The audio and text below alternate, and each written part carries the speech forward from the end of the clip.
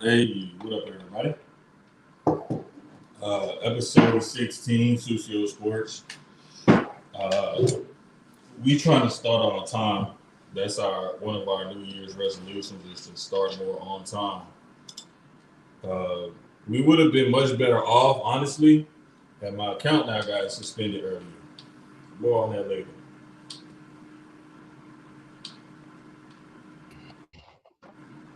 And there he is. Kind of, sort of. You be lying. Man, Boy, when you say on time, the you be on time. the man with the power. Let Too me tell y'all sweet to something. be sour.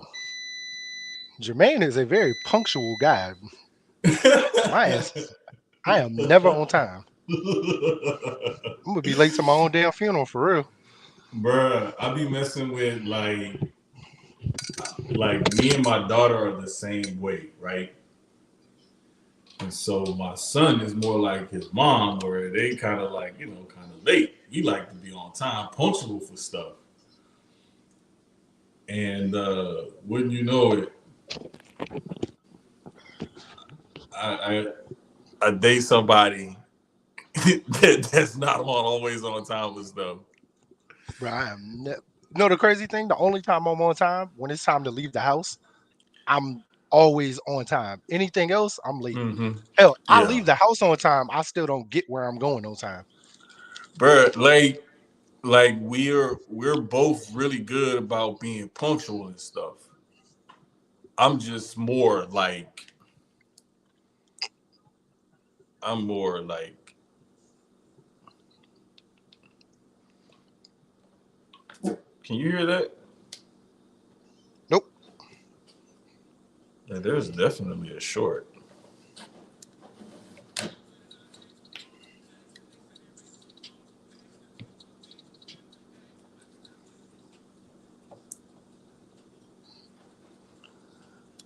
I don't know what's going on with this whole thing. Hold on.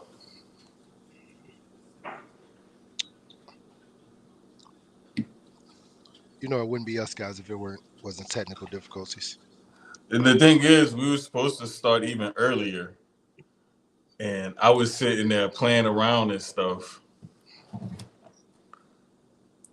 Now this says this is the input. This is the wire.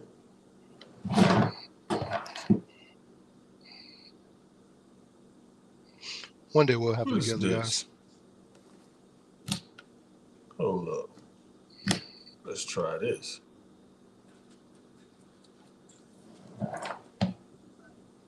Nope. Yo, sure.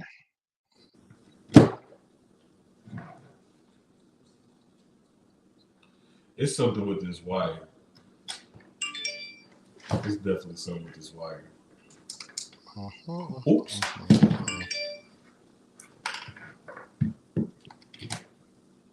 Oh, my bad. I unplugged the wrong one.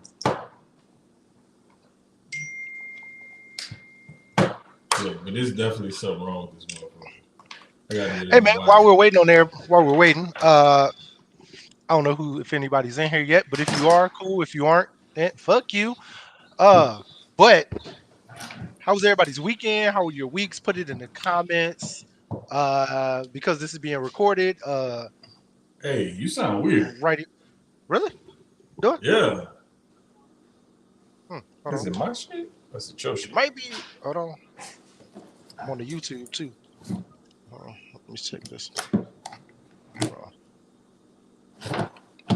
How do I sound? Yeah, something not right.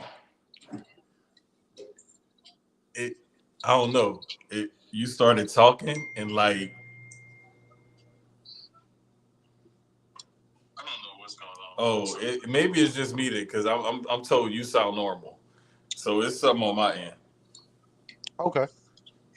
Yeah, you sound normal. So it's something on my end. Yeah, I'm about to say I'm listening to it on YouTube. It's on your end. Cool. Good. Long as we figured out it was my end. That means I got to get a new wire for that and new headphones probably. And But the for crazy thing everybody, about it is this was brand new. still got the receipt. Take it back. had it since it's been almost a year. It's an Amazon purchase, so it's online. You can just track it. Yeah, but It's a I gotta get a so new it wire should for be a that. big.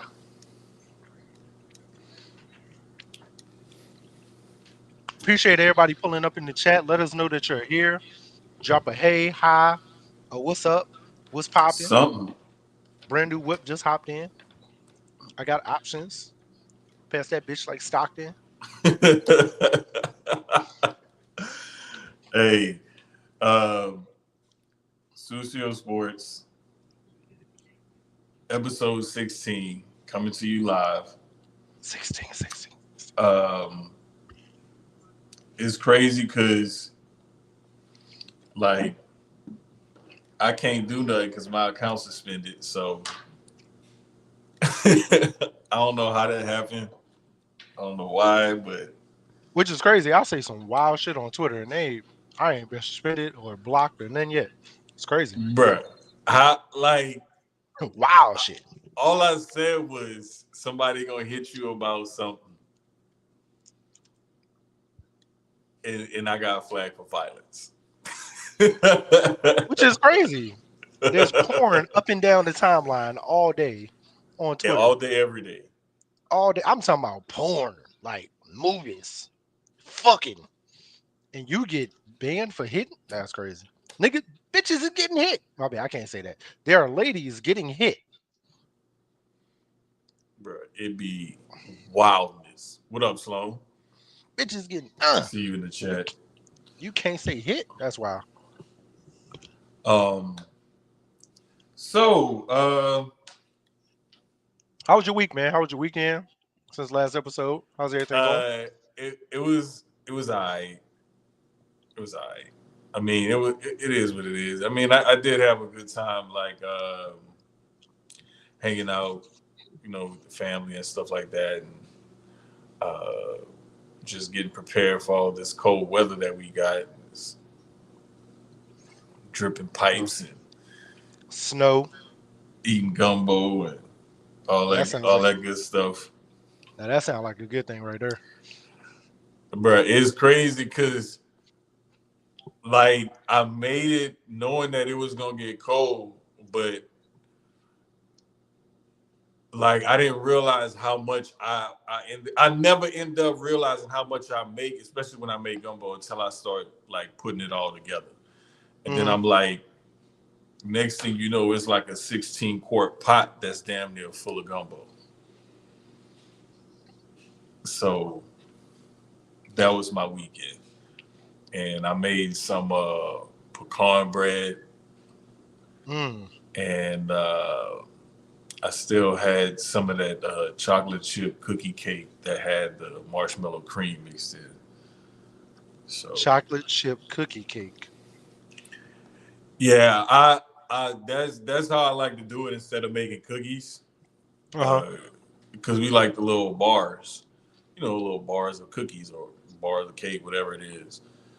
So I just end up making a big ass cookie cake. Nah, that sounds good. For real. Yeah. My weekend was pretty boring though. I felt like Bob the Builder all weekend around this bitch. Had to put beds together, dressers. Gresh, what's up, my guy? What Yeah, up, man. Chris? I felt like Bob the Builder around this motherfucker. I don't want to put shit else together. Walked around with a fucking hammer all weekend. Thought I Oh, was you was Thor. Bob the Builder for real, for real. I was either Bob the Builder or Thor. It was one or the other. Hey man, like when you first move in, it be like that sometimes though. Cause like you always gotta like move stuff around, put stuff here, put stuff there, blah blah blah. But like Annoying. you It's don't been even very annoying. realize how much of a constant job it is on a day to day. When you start thinking about it, then you're like, oh damn, this got to be done. This got to be done. Now it's time for this and this and man, it's Moving is good. just. But we're all settled now for the most part. It's like getting our bedroom stuff together now, so everything cool. It's mostly getting the kid. We got the kids straight, so Yeah. all right, boom. There we go. man. But once you get the kids settled, like then you, Yeah, everything else, everything else come easy after that. yeah, Yeah. cool, cool. Well, let's jump right into it, guys. It has been a wild weekend of sports. Wild week of sports since last week. Um, I guess we kick it off with the NFL. Very crazy wild card weekend. Wild card weekend. Uh, let me see where we start. Dallas got that ass handed to him. Let's talk Yeah, about that first. We can go there first. Dallas got that. Everything else kind of went how I thought it was gonna go, but that's the one I was. We talked about it last week. It was a flip because hello, yeah, that's the one that was a kind of a flip because we didn't know how it was gonna go. mm-hmm. Sorry, little intern. I mean, it was just one of them games where they weren't even really in it. And then that was the thing that was so shocking was that from start to finish, like they didn't really pose a true threat the And then whole entire time. they turned up in garbage time, but at that point it was garbage time. Like the game was pretty much done. Yeah, we finished now. We done. It's I like mean, what? it's been decided. It's like 5 minutes left, and all of a sudden they want to score they score like 20 some points in 5 minutes. Though I ain't gonna take that away from them. It was garbage time, but they really almost like came back and won it because they were down by like 20 some points, and then they lost by what, a touchdown. Then they were down by 20 plus points or whatever, and they scored quite a bit, like real quick I in that mean, fourth quarter. they were going into the fourth quarter. It was 41-16. Yep, that's what it was. And So they end up scoring 16 points in the fourth, and Green Bay scored another touchdown, the extra point, make it ooh, 7. that last touchdown was crazy. I mean, Jordan Love is a lot better than what most people gave this young man credit for. And what did we Um, say last week? They were peaking and turning up at the at right the time. right time. The right time, I exactly. I think they can beat the 49ers. You got to remember that 49er O-line is weak. It's been weak all season.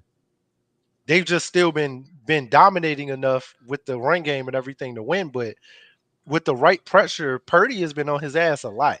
If that Green Bay D line can get the pressure that they need to get on Purdy, it could be a long day. Green Bay could sneak it. They really could. It's gonna be hard because that offense of the 49ers is more potent than Dallas's, Yes. especially with CMC. Having CMC is that wild card, and it's tough to stop him.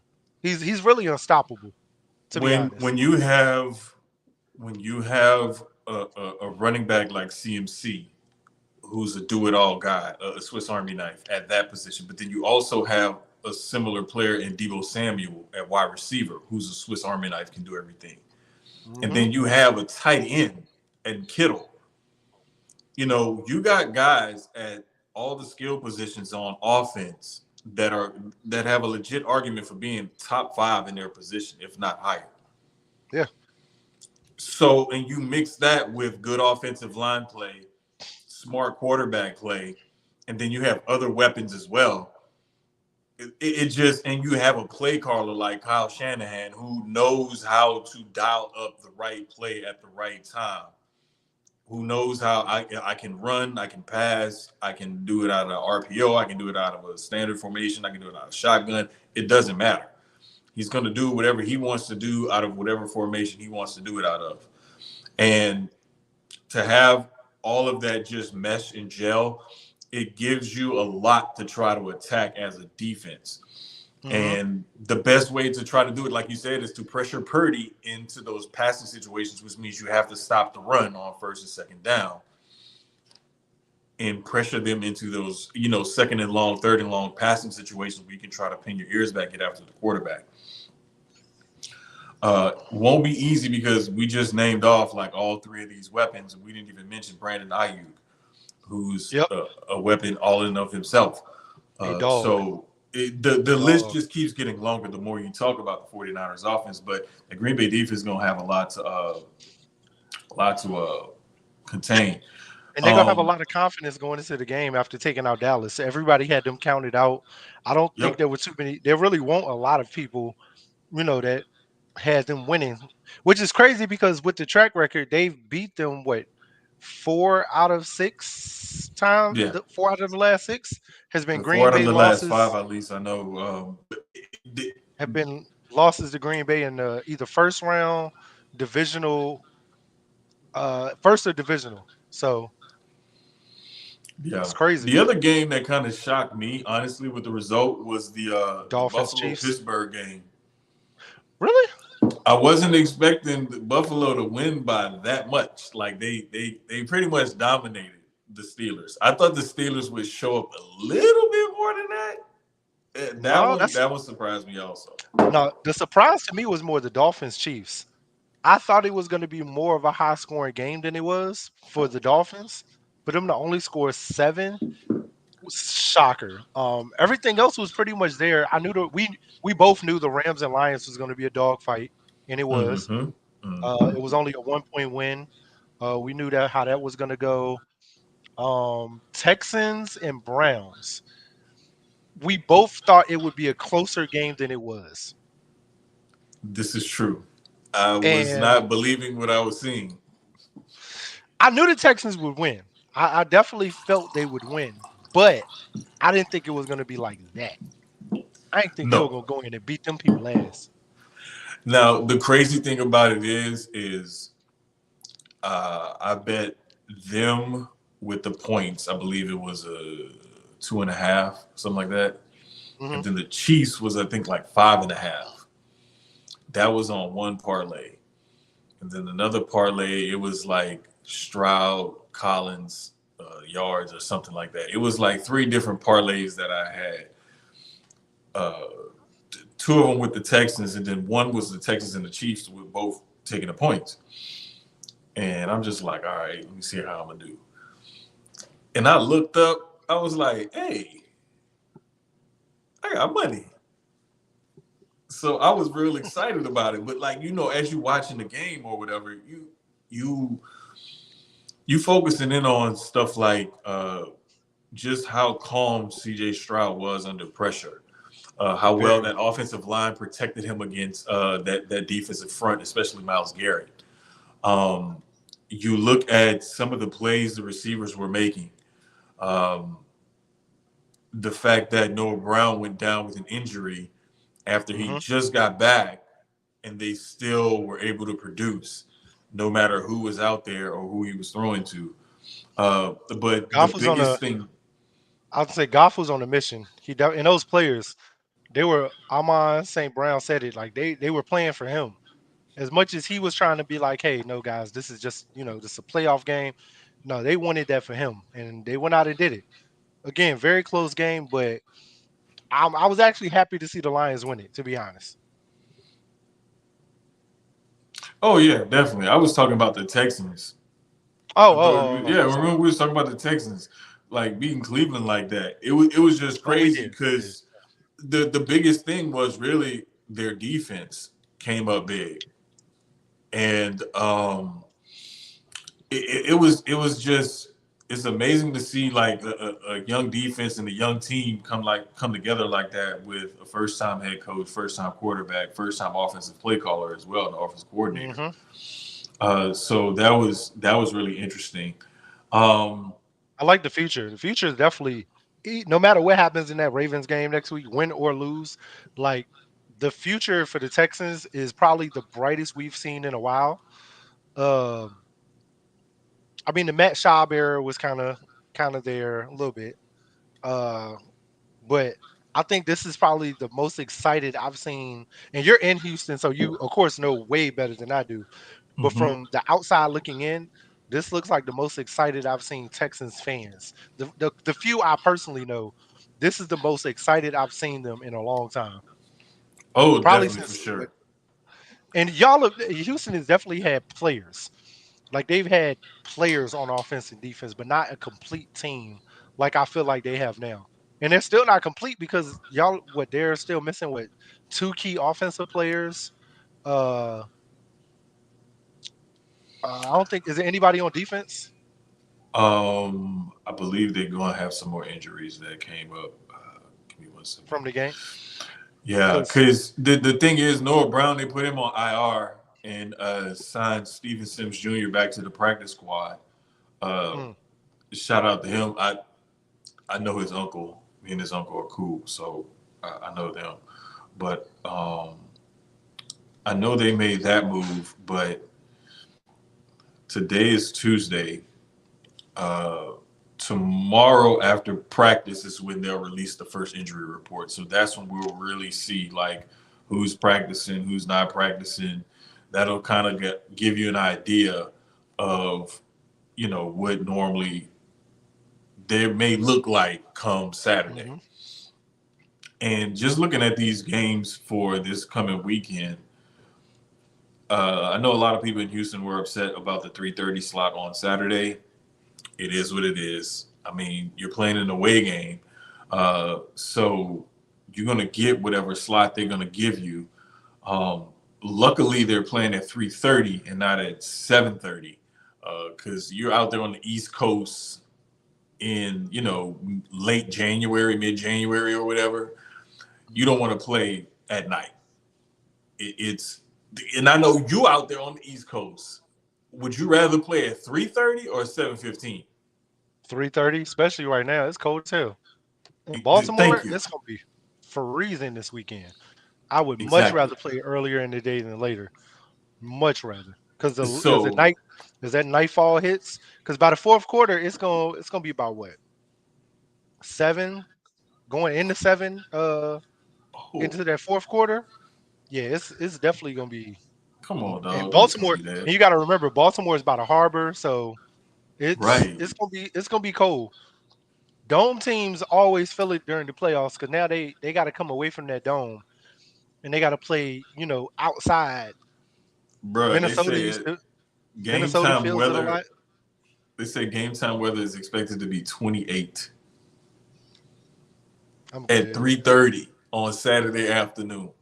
28 So degrees. Come So on, that man. means and like I said, it's worse in Baltimore because they're by the harbor. So anytime you by the water, it gets colder because of the wind chill. So that wind chill coming in, it It's makes that even 28. worse. It's more like a 1920. So And the harbor is off of the ocean. mhm. So it's like, bro. I'm the reason why I'm really identifying with this and why I literally just caught a for real chill is because I'm looking on my laptop and it says outside right now here is 27. And that's So Houston. and yeah, exactly. I'm just thinking like if I had to suit up right now and go outside and play, man, hell no, y'all have to That's why I play basketball. exactly inside. And don't Inside get me wrong, sports. the gym used to get cold. I ain't gonna hold you. Bruh. But not that cold. No, exactly. The worst walk was out of a gym or off of a park after you finish playing and you gotta go home. Oh, bruh, that was the walk of doom. Especially if you didn't shower. Especially if you leaving the gym and you didn't shower or something. So now you got that like the cold sweats. Oh my god. Bro, just being outside playing and you get sweaty and everything, and then you gotta walk home. Like the first thing I would always make sure I did was like I would take like a jacket or a hoodie or something, and then make sure I never wore that, and I could just put that on dry because that was the only thing between me and the elements. So just be looking at what these guys be having to go through.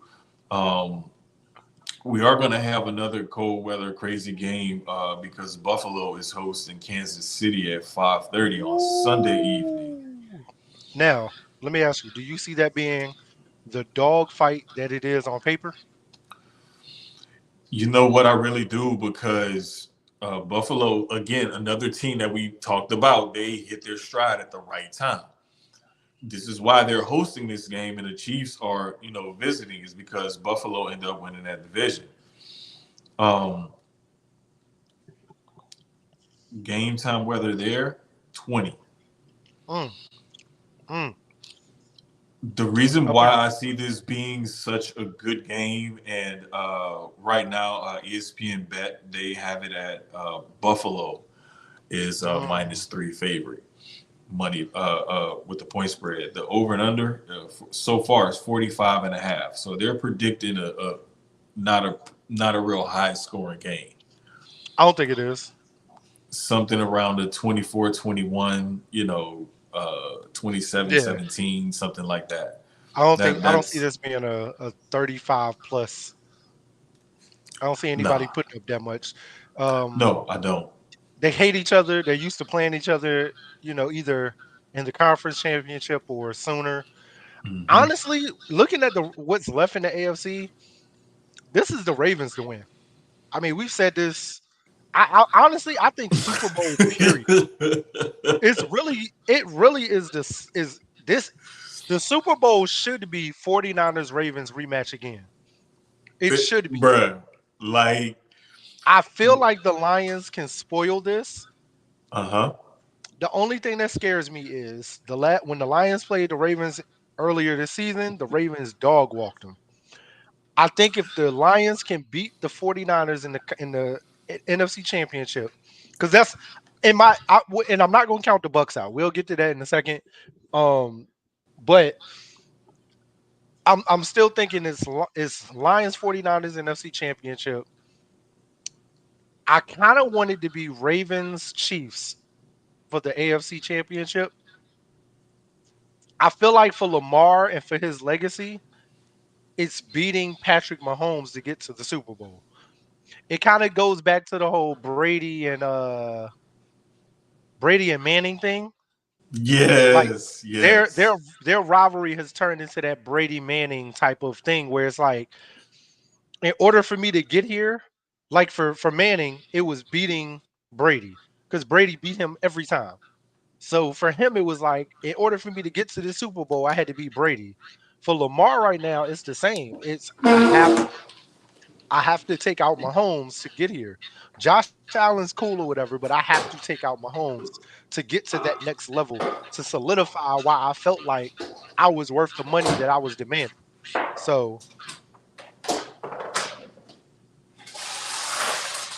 So yeah, you know what I mean? Like but that's my prediction at least. I've skated over it as we've talked about other things. I'm gonna just get it out the way. All right, so the Bucks whooped our ass, right? From beginning of the game to the end. They beat dog shit, dog shit down our leg the entire fucking game. And when they took when Julio Jones got hit and hit that little bounce back and then fell, I was like, yeah, game over. Yeah, game over. They are whooping our ass. Whooping our ass. Like they fucked us up. Like Dallas got their ass whooped. Don't get me wrong. Dallas definitely both of us. I think both of us getting our ass whooped the way we did had to be the shock and Miami had to be the shocker of the playoffs so far. But I did not expect us to go down to Tampa. I don't even know if we actually got off the plane. I don't know who them was some AI players or it's computer generated. I don't know, bro. That shit pissed me off, bro. I'm only wearing Hey my hoodie man. because I went to the store and had it on. Trust me, I had a whole different outfit for this podcast, but I got back to the house late and I didn't get to change clothes. So yeah, I still got my Eagle shit on. I'm gonna wear it. I'm a proud fan. Hey, it is what it is. These niggas, boy, if Jeffrey Lurie does not fire the offensive coordinator, the defensive coordinator, I'm cool with the head coach staying. It won't his fault. I don't think any of it was on him. He may have hired the coordinators. They may have came from him. I don't know. But them niggas gotta go. Brian Johnson is the worst fucking he might be a better position guy than an actual offensive coordinator. I'm not gonna say fire him, like demote his ass. Do they do that? Do they demote? Or do you just get fired like altogether? I If don't you're know. a coordinator,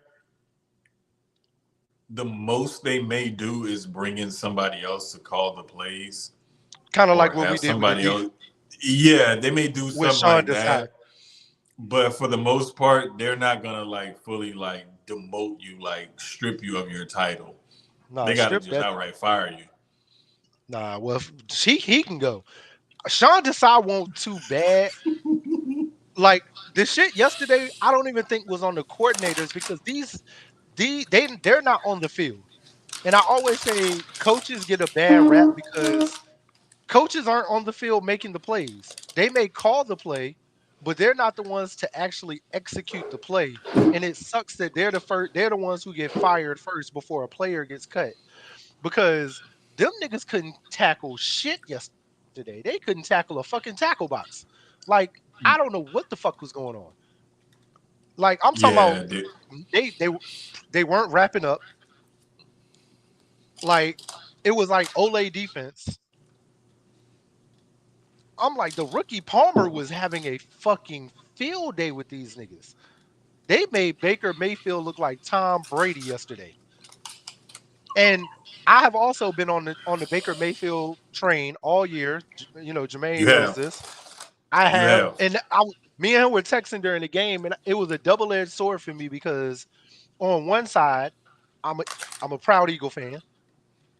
On the other side, I like Baker Mayfield. I said it from the moment he signed that the Bucks were the perfect team for him. That offense, the coordinators, regardless of the record, look at the stats. That statistically is the best year he's had in 6 seasons in the NFL. He has been there for this was his sixth season, and in 6 years, with all the turmoil, with the coaching carousel that he's had to deal with, the instability in his NFL career as far as coachings and teams, he's finally on a team that was behind him. And yesterday he showed why they should give him a longer contract. Don't give me another year. Give me another 3, 4. You know what I mean? I personally believe in Baker. I think Baker is a perfect fit for what they have on that team. So I'm happy for Baker. I'm sad for us, but we have a lot we got to fix. A lot. My center sounds like he was on the side crying. I knew it was over. The moment I saw Kelsey crying, I was like, yeah, he done. Hmm. He's done. He knows it. I think Brandon Graham might come back. I think we might get Fletcher Cox back. But I honestly think of Kelsey leaving, I think they're gonna ride off in the sunset too, which is cool because with Fletcher Cox and Brandon Graham, we went out and drafted the last 2 years those Georgia defensive players that are already ready to step into their shoes with Jordan Davis and shit, what's the other boy at linebacker? N'Kobe Dean. Yeah, N'Kobe Dean, a couple of the other guys. Like we really drafted well defensively to be prepared for Fletcher Cox and Brandon Graham to be gone. We Hmm. have a couple offensive linemen that we're gonna slide over um into Kelsey's position. So I don't think we're gonna be bad. I think free agency, we're gonna make some moves. I think we're gonna draft well like we usually do. And I'm not gonna pull that Dallas thing where next year is our year. I hate when everybody says that shit, but I think we're definitely going to be better competitive next year. A lot healthier and just ready to play. So Yeah, this was definitely I'm sad. Baker's best year, completion Yeah, percentage wise, yards wise, touchdowns, touchdowns interceptions. wise. Um, I think interceptions too. I don't think he's. I think he's thrown less this year. I no, might. I know his you're. actually last year Was his better? What combined he threw 8, last year? and then he had another year, 2020, the COVID year with Cleveland, he threw 8. This year I was he gonna threw say 10. last But year I was mean, kind of iffy because he it's he still played for two good. different. He played for two different teams last year too. So Yeah, because remember he between went from those Carolina 12 to the games, Rams. yeah, in those 12 games he played, he threw 8 picks. Okay. Oh, comments. Let me see. Let me see. I'm proud of you for still wearing your Eagles, homie. Very brave of you. Hey, man. Uh, two of these, two birds, two eagles. There you go. Dre just got home. Lions versus Rams was much more than football for Jared Goff. Rams discarded him for Matt Stafford. He had to beat him, much like Brady had to beat by beating by Madden. The game was his vindication. I mean, yeah, and to be honest, it's at this point, it was an even trade. I think the Lions have to win the Super Bowl in order for it to fully be an even trade because Stafford did go out and he got his with the Rams. So Mm-hmm. at the moment, the Rams got the better end of the deal because they got the Super Bowl. But I think the Lions franchise has gotten better with Goff going forward for the future, especially with what they were able to turn the draft picks into, some of the moves they've made. So future wise, yeah, I think for Goff himself, like you said, Dre, it was vindication just because um, of how his time with the Rams was. He said it wasn't enjoyable. It kind of left a bad taste in your mouth as far as NFL. You starting your NFL career. Honestly, I would say Wentz should feel the same way with the Eagles. To be honest with you, and it's so crazy that Wentz is with the Rams after the Rams took Goff first. We took him at 2, and then so crazy. Question: Who had the more I am him performance this weekend? Baker, CJ, or Jordan Love? I say all. If it's just out of them three, I would say all three. Um, Baker had No, that you game gotta where pick one. I gotta pick one. Yeah, you gotta pick That's one. I'm gonna leave CJ out only because he's a rookie, and I say that because we're it was surprising because nobody was expecting it. But if you've been paying attention all year, you shouldn't have expected it. Um, I would say that's tough. I think it's Jordan. I'm gonna be because both of those games are shocking because, like I said, nobody expected Dallas or Philly to lose and then lose in the fashion that they did. Mm-hmm. Both of those quarterbacks really had some I'm him moments. Jordan Love, like we said earlier, has been since what Thanksgiving has been on a tear. So it's Mm-hmm. like, but this is playoff. This is his first like taste of the playoffs where he's like, oh yeah, But that's exactly why I'm picking Jordan Love out of those three. yeah, and that's why I was Simply kind of leaning because towards. he, to me, Baker Mayfield was the former he was the number one. You're the first pick of the draft, number one overall. They believed in you and thought of you enough. You won a Heisman and everything, all this good stuff. Like you had all the hype coming into the league. Whether or not you panned out in your first stop or not is debatable, or whether they should have given up on you or whatever. But you had the hype. CJ Stroud was the number 2 overall pick this past year. And yes, Still he had a is a lot of hype. rookie, right? Still had a lot of hype coming out of Ohio State. However, the thing is like you said, if you've been paying attention, you should have known by now to expect this kind of performance from CJ Stroud. Jordan Love has been on the proving ground all year because he was a mid to late first round Hmm. pick to sit behind a veteran player, and God Hmm. knows when this guy's going to retire. Or leave or whatever. Right.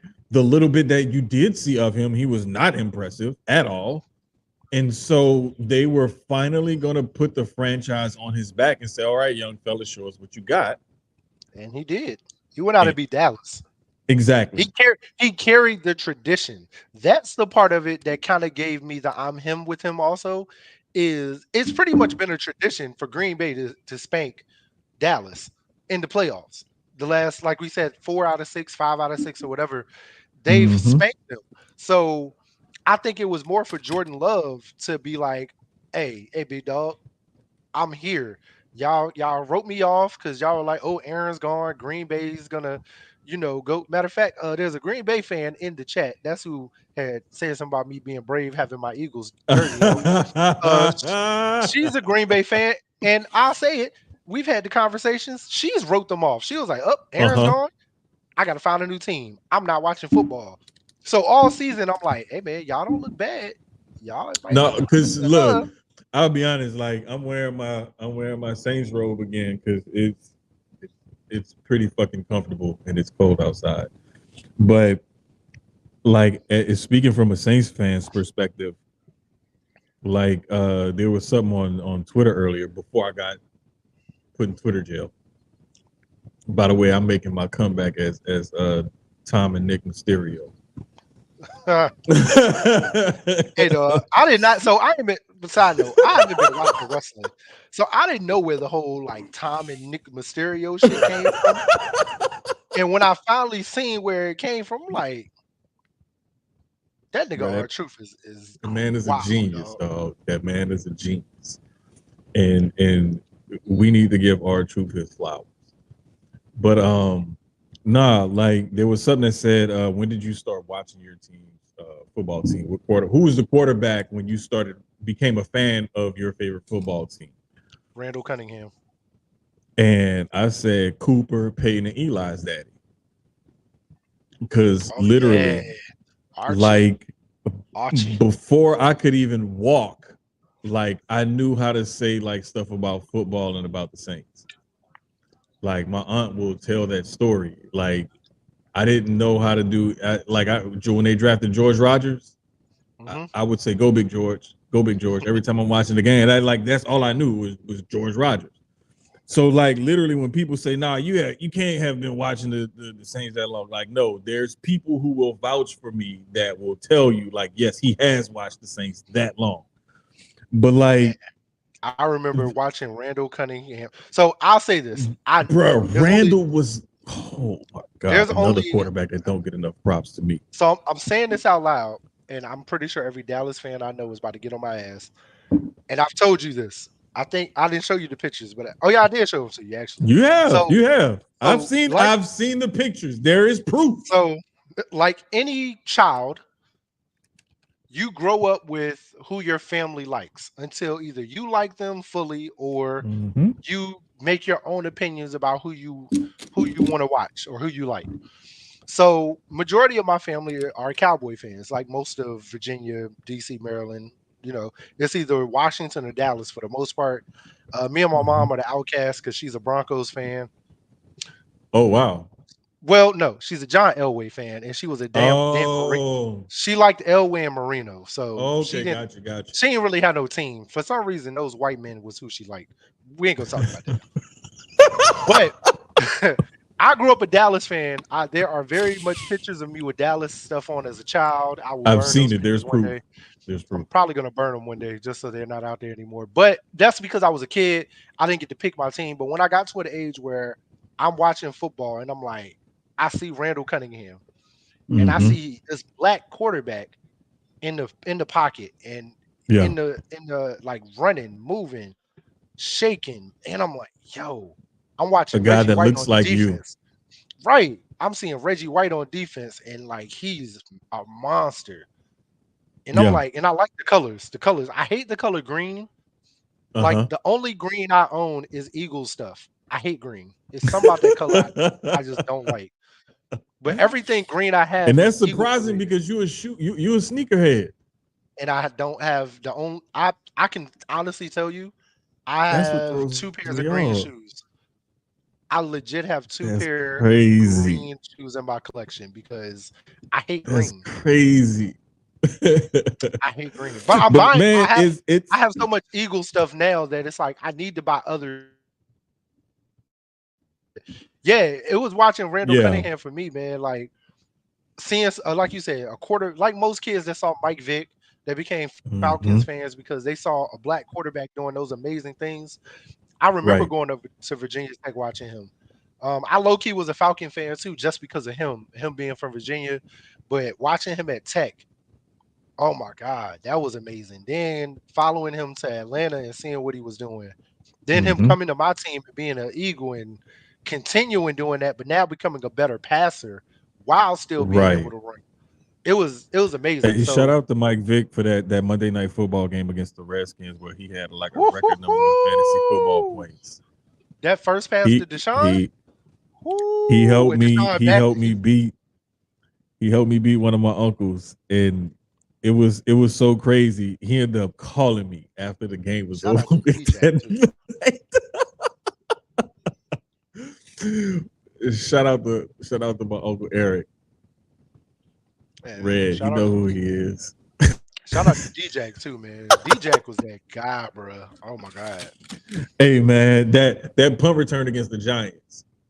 Woo-hoo-hoo. That's my favorite play. That's my favorite play. That was some Madden shit. That was like some real life Madden shit. Man. So speaking of real life Madden shit, this coaching carousel. Which one? NFL or we going college? We still in the NFL? I mean, both of them. Both of them. We can do both at the same time. Bro, because a lot of the college coaches are being rumored to come to the NFL now. So we'll start NFL got though. Harbaugh talking to the Chargers supposedly. We got three goats. Three goats. I can't count. Are we counting Belichick? Who's the other one? We got Belichick, Carroll, and Nick Saban. Well, Belichick didn't retire though. He just okay. Carroll and with Belichick were mutually parting ways, or whatever. Pete Carroll's supposed to go upstairs. Belichick is out the door. Belichick. I'm gonna be honest though, with the Belichick one, I personally think when Tom left, he should have left. Either he should have left to go somewhere else, or he should have retired. I personally think he should have retired on top. These last couple of years have been kind of rebuild years, of course, but I definitely feel like he should have retired on top. I think he wants to do the Tom thing and go somewhere else and get one. I think he got to be smart about it. He needs to be more strategic. I'm going to be honest. I don't care how secure you are with your head coach. And this is my opinion. Bill Belichick is free. He is free. The GOAT of coaches is free. Let's be real. Belichick is pretty much the GOAT of football coaches. I've said this before, and I'll say it again. If I'm a head coach, I'm sweating.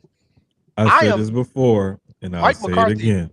Mike McCarthy definitely better be sweating. Because if I'm Jerry, I might throw a little bag at Bill.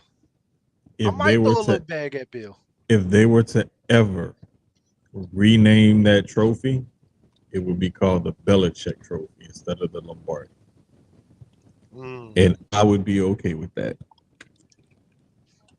Lombardi sounds better though. Lombardi does. It really does. But I'm just saying, like, you know how sometimes things change or what have you.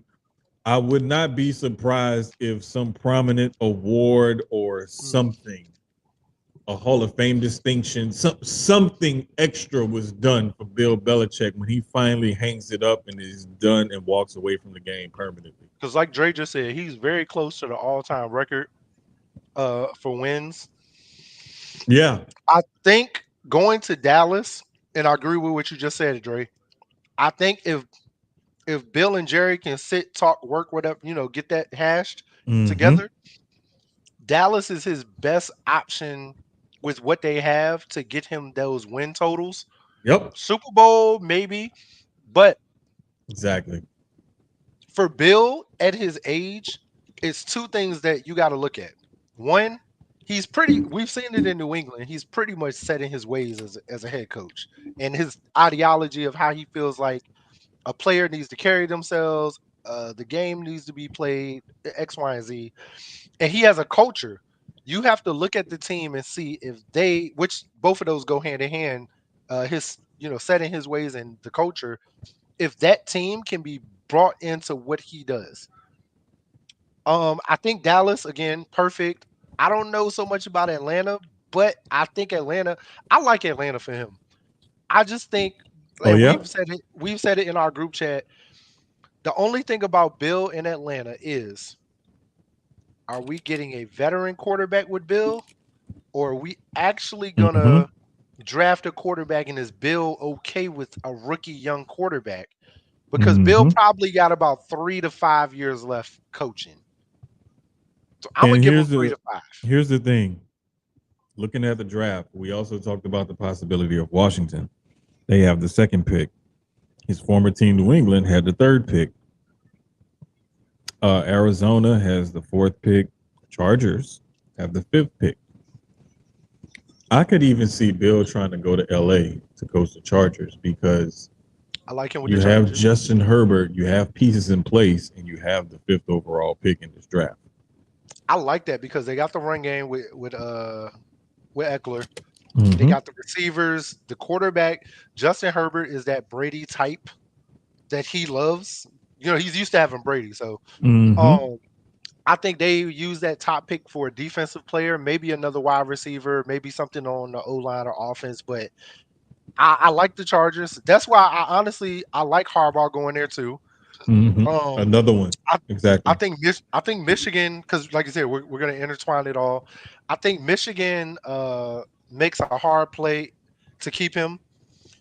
From everything I've been seeing, it's like a very low percentage that he does stay with Michigan, but you never know what type of package they're going to put together, what type of money they're going to throw.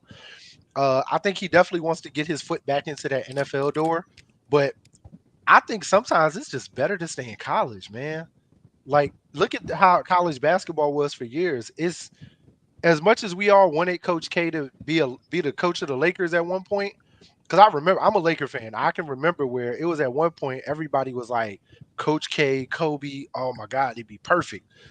But I always felt like Coach, and also being a Duke fan, I always felt like Coach K is college. You know what I mean? Like Mm-hmm. Dean Smith is college. Roy Williams is college. Right. What's his name that was at Syracuse? Jim Boeheim. Jim Boeheim is college. Like it's certain coaches. Nick Saban tried it in the NFL, but guess what? He realized Nick Saban is college. Pete Carroll is the exception, and there's been a couple others that have been the exception where they did good in the NFL and in college. Um, but I don't know. Harbaugh to me has had way better success in college. He did great with the 49ers when he was there. As we remember, the Harbaugh Bowl, you know, him and his brother, Mm-hmm. which it looks like we're going to see it again, just with one Harbaugh this time. Hopefully. Um, I think the Washington coach going to Alabama was a little shocker. DeBoer going to Alabama was a shocker to me, He was and he it was was quick. actually It was very quick too. I want to Like say I want to say he was one of their top targets. it was really like Nick Saban was like, "All right, I'm gone." DeBoer was there the next day. Mm-hmm. Like that was very, very quick. Now, looking at some of the highest paid coaches in professional sports, Belichick was at 25 million. Sean Payton is at 18 million. Greg Popovich is at 16 million. Pete Carroll was at 15 million. Sean McVay 15 million. Kyle Shanahan 14. Monty Williams of the Pistons 13 million. We gonna To get there, set records boy. was a losing We streak. gonna talk about them. We gonna get there. Mike Tomlin at 12.5 million, and John Harbaugh 12 million, and Nick Saban was at 11.8 million. So Tomlin, right? Mm-hmm. How much longer does Tomlin have with the Steelers? Until he starts losing, or until he feels like he's done with it. I know that going into the final year of his contract is kind of like a thing, especially with the way the last few seasons have ended, especially going with the way the last few playoff appearances have ended. I believe in their last three, he's one and done. But you have to look at the quarterback that he's had And that's in what I was those gonna three say. playoff games. You've had Mason Rudolph. You've had I would say with the season that they had, old ass Ben Roethlisberger, like the corpse of Ben Roethlisberger. So it's and like, to be honest, even this season, in my personal opinion, like looking at what they've had, having a winning record and making the playoffs, I personally think this season was a success. Like if I'm the owner, I'm not even going hard at him because to me it's a success. The injuries, the quarterback carousel, and we still had a winning record and made the playoffs. We Right. won't. Nobody expected us to win, so us losing, is whatever. But the fact that we made the playoffs and had a winning record with all the turmoil that we've had, it's amazing. Like that. I don't know. Tomlinson also is still young. You got to remember he started coaching young. The fact that he's been there with 17 years, Yeah. so and he's Yeah. still young. He's still very much so young, so he could go to it. But I think he's going to do a Bill Cowher, where when Cowher left the Steelers, no, did he go? Yeah. He was done. He Mm-hmm. left when he left the Steelers. He took some time off and then went right into the booth. Um, I don't know if Tomlinson's going to go into the booth per se, but I definitely think, once he's like you said, when he decides he's done, or if they say, "Hey, I think it's time we start looking towards the future for this fourth coach," uh, for the next 20 years, because whoever gets the job after him, like, is just like how the first three were. Like, it's got to be the correct hire for the next 20 years, next 15 Mm-hmm. years. Yeah. So You want to make sure you hit on um that coach, but I'm not even gonna look as far as saying who the next coach might be or whatever. I'm just gonna flat out just say Mike Tomlin deserves to go out when Mike Tomlin deserves he's done. Or if yeah, ownership feels like they just want to go in a different direction, then find that's a a way conversation. to have that conversation with him and find a way to get it done and get it done, in a manner in which is conducive to all parties involved. But I can't even begin to think about moving on past what Mike Tomlin has done because you got to think about it. What has he done to say that they should move on from him? He has done is win, and sometimes win despite the circumstances which he's put in. Hmm. I know for a fact, talking to hardcore like plugged in Steelers fans, they took Kenny Pickett basically because they didn't want to have a repeat of what happened with Dan Marino, passing up on another local Ah. boy who goes on to be a legend. Hmm. They needed a quarterback, yes, but the ghost of what happened when they passed on Marino came back to haunt them, and they did not want to go back in that direction. And there are Steelers fans who are willing to die on that hill, saying that that's one of the main reasons why they end up taking Kenny Pickett when they did. Because if you look back at that draft, he was the only quarterback taken, I believe, in the first round in that draft. And you look at what he's I done so far, like hasn't believe really done so. anything. So it's just one of them things where it's like, hey, I'm just passing on a message that I heard from Steelers fans who like to pay attention to that kind of thing and that really know about that kind of stuff. But I could easily see Harbaugh staying put at Michigan and just using this as leverage to decide an extension, because there was also a story that popped up, an alert that I saw. I have not gotten a chance to read it yet. But it also said that Harbaugh was seeking some sort of immunity from the NCAA. So Ah, he's still playing both sides of the coin. and I think with the immunity, he's looking. I think that's why he's looking at the NFL, because he figures if he leaves, then there's no. He doesn't want the school to be penalized for anything he did once he's gone, or anything that may have happened, because the NCAA still hasn't sent down any of their sanctions yet for the Michigan stuff. Most of that was like the school sanction punishment that happened with Harbaugh having to sit out. So Mm-hmm. it's definitely going to be interesting on that aspect. There's a lot of vacancies out here that are intriguing. I think that Washington job is very intriguing for who gets it. The fact that Yeah, definitely. everybody but Eric Bieniemy is being talked about this year is crazy because usually Eric is like the number one name that's out there. And I have not heard, at least from what I've what I've read, I haven't seen anybody talk about bringing Eric in for an interview, and it's crazy. Because I would think I would think that he would be next up for Washington, the Panthers job, there's like the Atlanta job, and it's like now it's starting to be like, okay, maybe Eric isn't what we thought he was. Even though we said earlier, a couple episodes ago, Washington offensively, Washington didn't look bad this year. Sam Howell looked great. The offense was clicking. Play calling looked good. I mean, it's still Washington. They gonna do what they do. Be ass, but I'm just saying, like, when we look at passing leaders,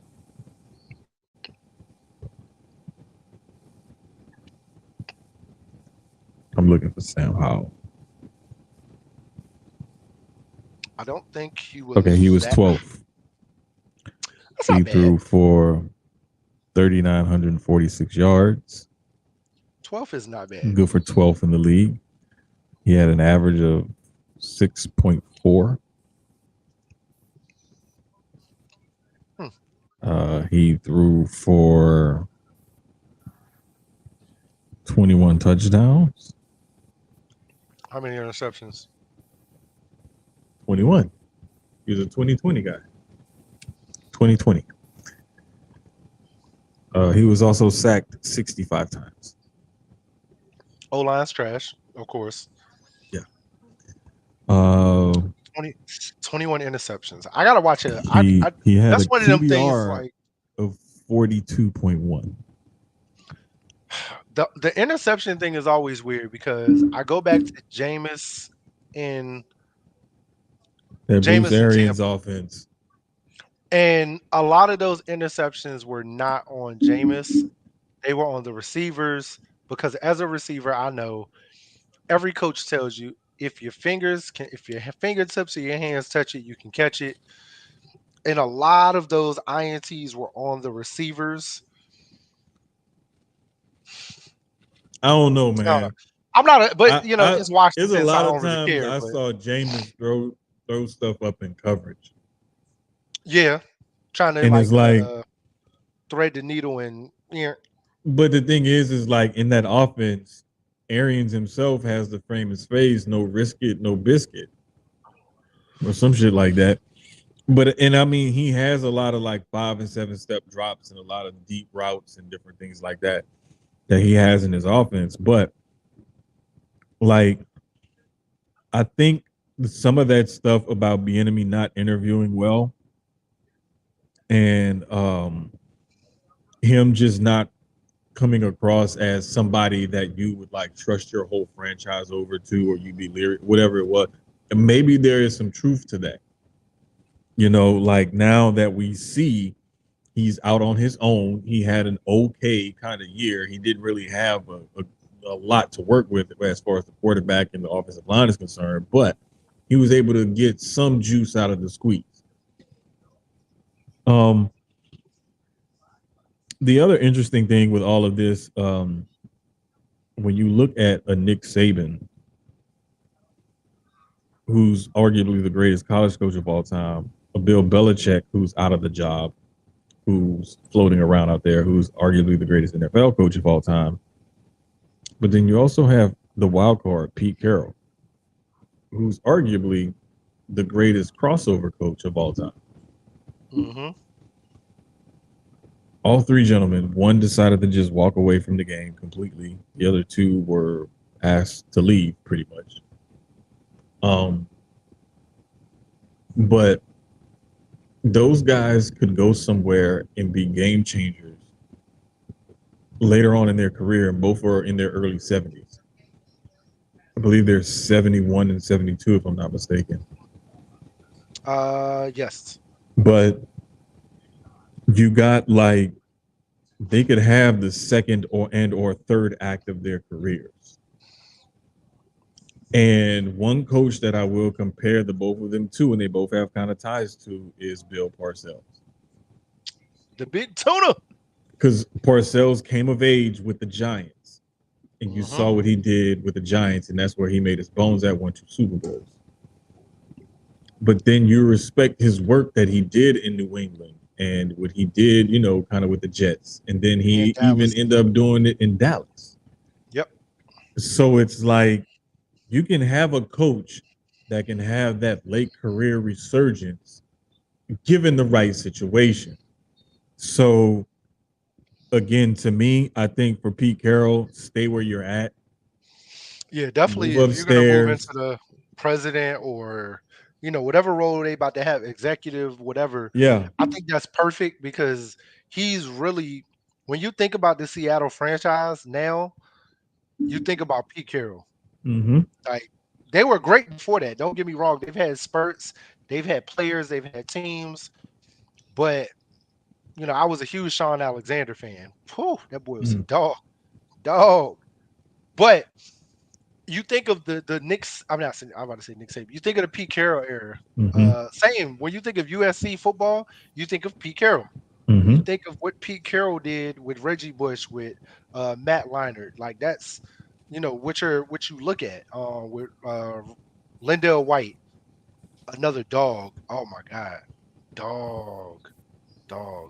But whoever gets that head coaching job also. I think you're going into it. It reminds me of the Bucks with Bruce Arians moving up into the, like you said, moving up into the front office. Them bringing in the right coach is going to be key. I think every one of these jobs is sexy. I don't think any of them are like ew, I wouldn't take that job right now. Like I don't think a vacancy right now gives me that. Because even if Dallas lets Mike McCarthy go, which I don't think they are, Jerry Jones is always good about letting coaches play out their contracts and then moving on. So if anything, McCarthy has one more year. But again, Bill Belichick is out there, any and everybody. I could see Bill going up to Seattle. Seattle. That would be interesting. I like that. A lot of people aren't talking about that as a destination. It's mostly Atlanta, possibly Dallas. Carolina is one of those jobs I like too. You have a young Bryce Young. You brought in Adam Thielen. You shored up the run game, the defense, like our comrade DJ likes to tell us, top 4 defense. Boy, don't nobody care. Boy, fuck you. But Carolina's a good destination also. Just because it's got a lot of, you got the rookie quarterback. You have the young quarterback. You don't have to go out and find your signal caller now. You just got to groom the signal caller and get him ready.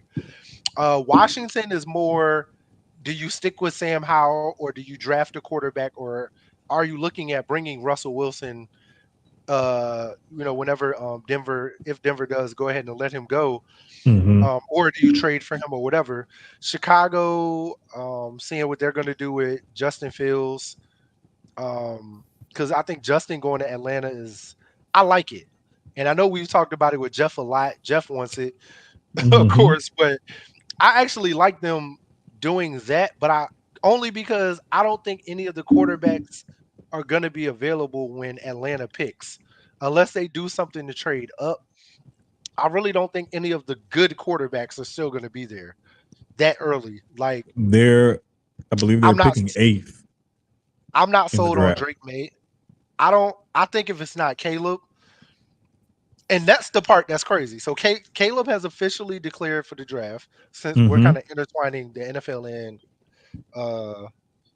college football together. Yeah, the Falcons are picking 8th. Caleb has officially declared for the draft now. And we'll definitely get deep dive into the draft the closer we get now, as we get through the playoffs and everything going into the off season. But I think it's going to be interesting to see what Chicago does, because who's picking 2? Washington, and then New England. And then New England. So you potentially have Caleb going. Let's say Chicago does not take a quarterback, they go get Marvin Harrison Jr., which is what I think they should do at number one. Personally, you go out and get another wide receiver to go along with DJ Moore and Komet and everything else you got offensively for that team and for your quarterback. Somebody he's familiar with, also very, very fucking familiar with.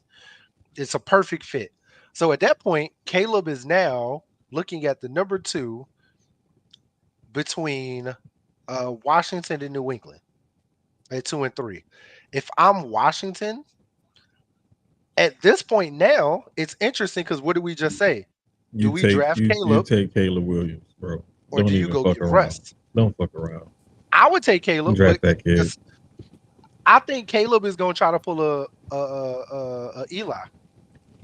Because I don't even like Caleb. I'm going to be honest. I don't like Caleb in New England or Washington. I actually do like him in Washington. I like him in Washington because I like McLaurin. I like Dotson. I think they have great receivers. Brian Robinson, the running back, is good. I don't think they're a quarterback away because the defense still also has to get fixed. They traded away a lot. But I think Caleb is a good step to the future for them. I think the only other way I see Atlanta moving up is if they just swap picks with Chicago. Only because Chicago would need the number one pick. But I don't know if Marvin Harrison would still be there at 8 for them, though. Bro. And that's the other part. To move from 8 to 1 will cost the Falcons their future.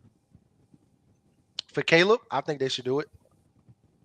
That's to say that the Bears would even be willing to trade that pick like that. If I'm Atlanta, I'm at least inquiring, because if I can get to one without losing key people at that, I'll give up I'll give up my 8 this year, maybe my 3. I wouldn't give up my 2. I give up my 1 and 3 this year. Because you get very good quality players 4, 5, and 6 anyway. And I might give up maybe my 2 next year. I'm not giving up my 1, but I'll give up my 2 next year. There you go. You just lost the pick. No, you just lost the pick. You just lost the pick. You are not. Let me see something. You're not moving from 8 to 1 without giving up at least 2 or 3 firsts. You're giving up at least 2 ones. At least. I mean, yeah.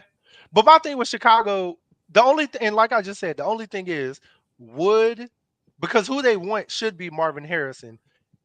As you're looking at who's drafting, is Marvin Harrison going to be there at 8 because Washington could take him, even though they need to get a quarterback. At that point, at that point you can move down to 8 and you're getting so much value for it. Screw missing out on him. You got 8 and then you have 9. And you have like 2 more first round picks in upcoming drafts. That's like I wouldn't care if I missed out on Marvin Harrison Jr. Because I have honestly, 8 and 9 in this draft, and then I got if I'm Chicago, 2 picks in the first round in each of the next 2 drafts. Yeah, because if I'm Chicago, I'm shopping 1. I'm out. And if I'm Atlanta, I feel like Atlanta is the team that has to move up out of everybody that's in that top 10. They are the team that has to move up to go get a quarterback, whether it's Caleb, whether it's Jake, because we still got Daniels. But again, when you're looking at everybody drafting, okay, you also have, let's just say, hypothetically speaking, because we see the Cardinals are sticking with Kyler Murray, the Chargers are obviously gonna stick with Justin Herbert. That takes 2. So we're looking at Washington, New England, possibly also the Giants, the Titans, and then the Falcons. All of those teams need quarterbacks. I don't think the Titans are drafting a quarterback, only because they just went out first round last year, and they actually like the quarterback they drafted. Will Levis was a second round pick last year. I'm sorry. They still picked him. Yeah, but the thing is they like him. What if you're at 7 and Drake May is on the board? What do you do? If I'm Tennessee, I don't take Drake May will still be there for Atlanta. Okay. He'll still be there. I like Will Levis with that team. I think they have other positions running back now because theirs is gone. Um, Wide receiver, O line, they have other. They're good at quarterback where they don't need to. They have other issues they need to address Mm-hmm. where they don't have to take a quarterback. So that takes another team off the board where Atlanta may not need to move up to go get a Yeah. quarterback. So now we're But I don't looking like at Drake. I don't like Drake May for Atlanta though. yeah, and the thing is, the Falcons, like you said, they're almost in like that impossible spot where they're gonna have to move up and do something with I definitely somebody. think the Giants are drafting a quarterback. I think it's time to move on. You don't They think so? that with that contract, they would take a serious cap hit If they and took a lose first round whatever quarterback yeah, and no, if or they cut Jones, they cut would him. take a serious cap hit and lose whatever cap space that they would have in cap penalties. Because when you have you just re-signed him, so I haven't even looked at his contract yet, but I know for a fact like he's got at least one, maybe 2 more years at a huge cap hit that they still have him around for. That's why it's so important to know when they sign those contracts, like where that guaranteed money is and where it drops off at, where that cap hit is more palatable for the team to go ahead and take that cap hit. Because like if you got dead money somewhere upwards of 40, 50 million, 60 million or something like that, and you cut them at a certain time, you can split it over 2 years. But then you getting like, $50 million, you got 25, basically 25 and 25 split, or 28 and 22 split or something like that of a cap hit in the next 2 years. So I'm looking at the draft order too now, right? And Mm-hmm. while we were looking at everybody that's picking before Atlanta, let's take a quick look at everybody. Damn, I sound like I'm on ESPN. Let's take a quick look at everybody that's after them though. That may possibly be like, yo, we might need to make a move and move up to get one of these guys this year. Let's not wait till next year. This quarterback draft class is actually very good. Very Okay, wait. If the Giants did draft the quarterback, they would have to hold on to Daniel Jones through this year, because if they cut him after 2024, that dead cap hit goes from 69 to 22. mm. So it'd be a little bit more interesting after next year, but they got to keep him on the roster for this year. I mean, I'm always with drafting the quarterback, letting him sit, letting that other quarterback play his time out, whether it's a year or two, letting that other quarterback, especially a rookie, learn the NFL and learn the system, and then bringing him in. So I'm okay with that. But looking at who's picking after them, of course, Chicago, like we said, at 9, the Jets at 10 don't have to go get a quarterback. Of course, Minnesota does, Denver does, Vegas does. Yeah, I don't know. Vegas also is wrapped up in Garoppolo. We gotta that's gonna be iffy and interesting for them because Garoppolo also could get traded, depending on if somebody would be interested in taking him. Saints have a quarterback. I know you're gonna say go get one. Colts drafted a quarterback last year that they love.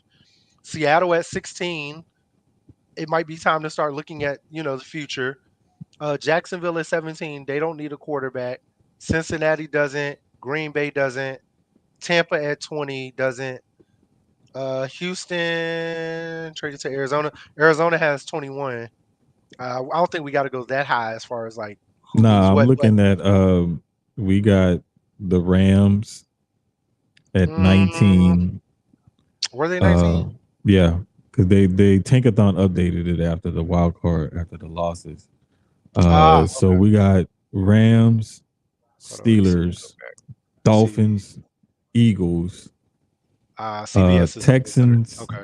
Dallas. Yep, I see it now. The one I'm on Yeah, now is better updated. like none of those teams really outside of Pittsburgh. Possibly, Pittsburgh Miami, could probably maybe. But the GM came out this week and said that he wants to extend Tua. I like Tua. Tua did great this year. And this is what me and phenomenal. House was talking about the other day. And when I saw that article come out, I shot it to him because, like I said, I was like, okay, you get rid of, trade to, or whatever. Who do you get to replace him? He was like, well, draft somebody. I was like, okay, whatever you get for Tua and where you're drafting at is not going to be enough to move up ahead of teams that need quarterbacks. I said, so, well, what do you do? Like, you can't just say, okay, get rid of this guy and draft somebody, because you can't say that you're going to hit on somebody. If you already got one, just re-sign him. Maybe not to a long-term deal, like a 3, maybe 4-year deal. Look at what Daniel Jones got. Something like that, where you can get out of it after the first 2 years or so. And then you're like, okay, now it's time to hit the reset button, because now I feel like, we're not in a safe space as far as the quarterback position is concerned. But there's just going to be times where you're going to be kind of in purgatory, where your team is not going to be bad enough to be high enough to draft one of any quality, and you're going to be just good enough where with the you one have that to you have. trade and Right. And so you got to make some tough decisions and do or some hope hard that there's resets in order to put yourself in a position to get one. But looking at some of these teams, it's like, all right, do we wait to see who's going to hit free agency quarterback wise? Because 9 times out of 10, I think Denver is going to cut ties with Russ. So they're picking 12. They pretty much need a quarterback. They got some notable free agents. Kareem Jackson, who they went out and got. Adam Troutman, Lloyd Cushenberry, which is a starting center. The other needs, but I think it all depends on what they do with Russ, is what they're going to do with that number 12. But they also could move up. Like we said, Kirk Cousins is actually a free agent once the season ended for Minnesota. So Minnesota at this point, their number one need is quarterback. A couple other people, Josh Dobbs, KJ Osborne being a free agent for them is interesting. I think they need to bring him back. Daniel Hunter being a free agent, and Marcus Davenport, super interesting for Minnesota to see who they keep, who they bring in. Yeah, it's gonna be cool to look at, but yeah, I can't wait till right we get now. closer, though. We're gonna get closer into that, but right now we got NBA trade rumors that's been going crazy. We've already had one trade so far in the NBA with OG Anunoby. Oh yeah, that one. That was a good trade. Going to the Knicks. And RJ Barrett going RJ Barrett, Manuel quickly going to Toronto. Which you know what's crazy? So we talked about that when it happened. I said we're gonna look like 2 weeks later to see how it's panned out. Yep. It's panned out good for both sides. It really has. That's crazy. RJ Barrett is playing amazing at home in Toronto. Yes. OG is playing great with the Knicks. This recent trade with Washington and the Pistons, I didn't understand why 2 horrible teams are trading players to each other. I was trying to understand that. It made absolutely no sense that 2 teams that suck said, hey, I'm going to give you my players. I'm going to give you my players. And let's see how much we still suck. And I like Marvin Bagley. I think Marvin Bagley is like, he needs to go to a contender. Bring his ass to LA. Do another trade. I'm a Duke fan, so of course, but but I don't know. Marvin Bagley might pan out good with Washington because they didn't give up anybody I feel like is key for them. And I think putting Marvin Bagley with them, it's not going to make a difference in the East because the East is the East. But I don't think they're going to look as bad as they've looked so far this year. Like, they're still going to lose. They just ain't going to lose as bad. Right. I'm interested to see how the rest of this season plays out. Not just before and after the trade deadline, but also remember that 65 game rule about MVP and awards and stuff. I really want to see how that's going to play out also, but the hot trade rumor to me, like lately, is going to be around Zach LaVine and where he goes. Also Pascual Siakam is I've heard a lot about rumored to Siakam go going to to the San Antonio. Pacers. I've seen Pacers and Spurs. I've seen a couple of things about him possibly going down to the Spurs too. But Siakam is still one of those big names. I've seen Clay's name get thrown out here a little bit lately. Yeah, we were getting that. That's one of the other things you had put down on there is is it time to blow up Golden State? And Yeah, man. I was watching. I forgot what the hell I watched today that made me put that, but Perk was talking about it, and Perk has been very, very vocal about it's time to blow that team up before it's too late. Mhm. Before apparently Chris Paul is out till about All-Star, which is after the trade deadline. Chris Paul is somebody that is always being rumored to be traded. So now with him being injured, a little harder to trade him unless you find a team that'll take him on, knowing that he's going to be out a little while before he can come in. Um, I think everybody on that team is tradable outside of Steph. I think Draymond is tradable. Kaminga has high draft capital right now. Kaminga is somebody I would love to bring in. You're muted. Yeah.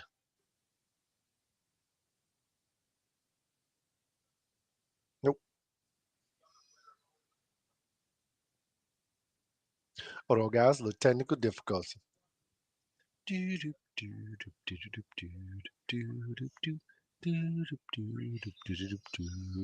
Nope. Uh-uh.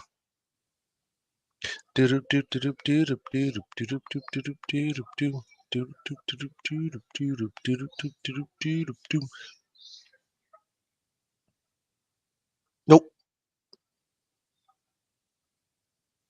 Banging on the trash can. Banging on the street light. I was watching Doug earlier. That's the only reason those songs are still in my head. It's crazy. Doug was a fucking classic, man.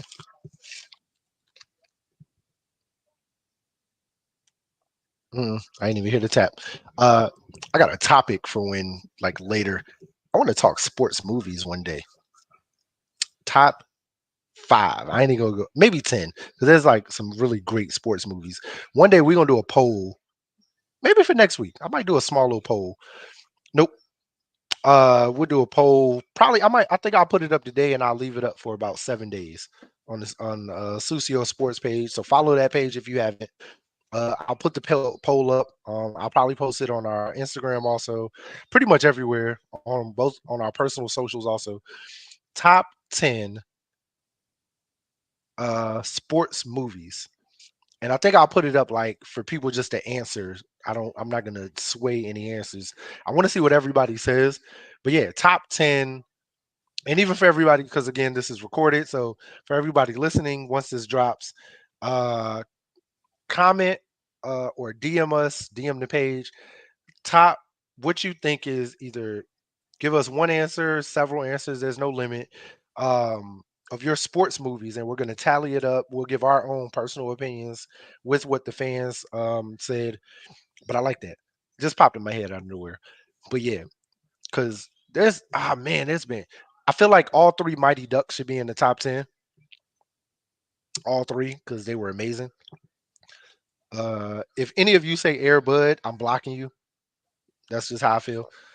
Uh, what else? I'm trying to think. Rudy.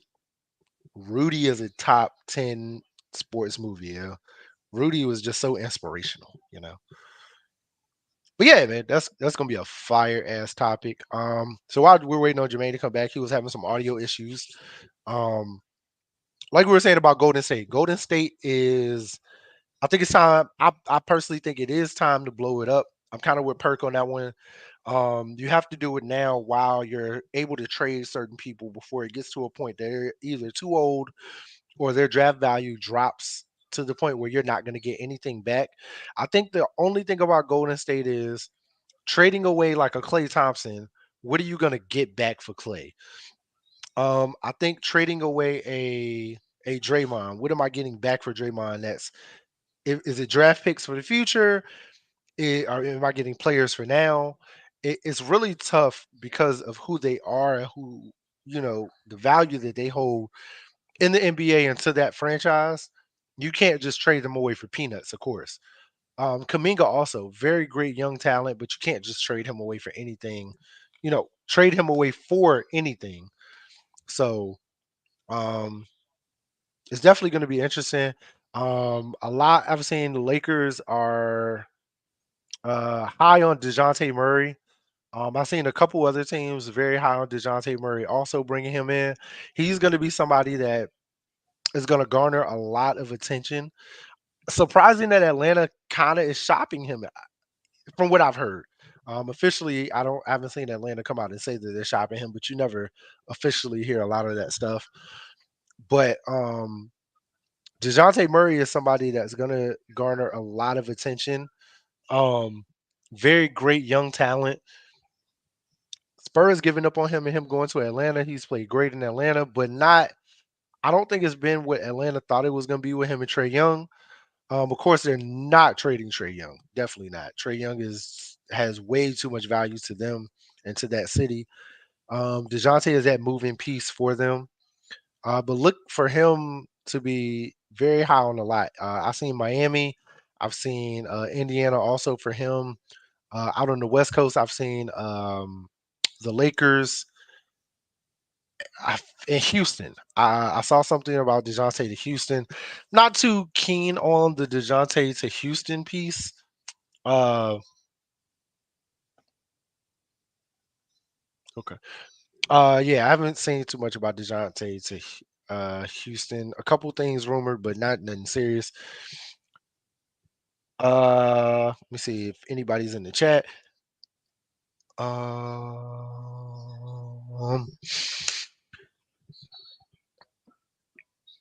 but yeah, everything is Memphis beating Golden State the other night was very surprising, especially with the who's who of Memphis players with a lot of their uh key people being out. Um Pistol Pete Ja being done for the season. Marcus Smart is hurt again. They had a lot of rookies two-way. Scottie Pippen Jr. just got signed to a two-way to Memphis. They're going to be bringing in a lot of like rookie two-way players to subside. So a lot of people are going to get some great opportunities in Houston. Not Houston, I'm sorry, in Memphis. I apologize. And it's going to look amazing for them. I think Jermaine is still working on the audio on his end.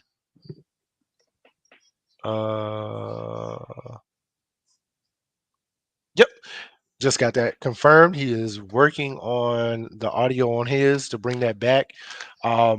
We'll just keep going, keep talking in the comments while you guys are in the chat. Co-host with me, help me. Uh, but yeah, pretty much that's it for the NBA. We're going into about what 3 weeks away from All Star now. All Star break is when everything is very interesting from that point on. That's when the playoff picture starts molding and getting to where it needs to be. I'm gonna wait for this next topic because this was Jermaine's. Um,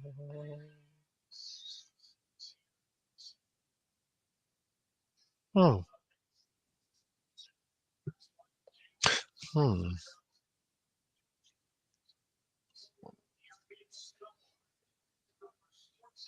hmm.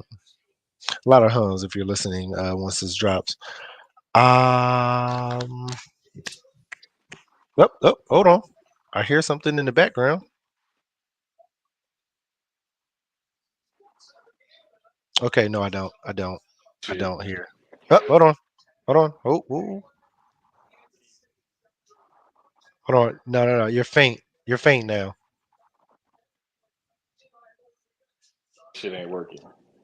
Okay, there you go. I hear you now.